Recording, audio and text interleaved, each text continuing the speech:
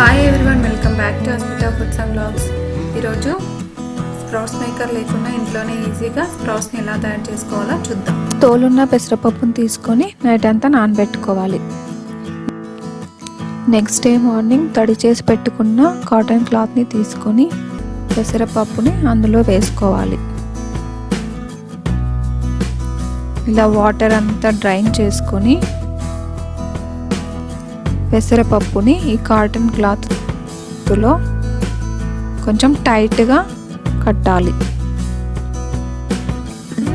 ఇలా టైట్గా కట్టుకోవాలి. 1 డే తర్వాత తీసి చూస్తే మొలకలు ఎంత పెద్దగా ఎంత బాగా వచ్చాయో కదా. హెల్తీగా స్ప్రౌట్స్ని ఎలా తయారు చేసుకోవాలో చూసాం కదా. ఈ వీడియో మీకు నచ్చినట్లయితే లైక్ చేయండి, మీ ఫ్రెండ్స్కి రిలేటివ్స్కి షేర్ చేయండి. మరిన్ని వీడియోస్ కోసం అస్మితా ఫుడ్స్ అండ్ వ్లాగ్స్ని సబ్స్క్రైబ్ చేసుకోండి. Thank you for watching.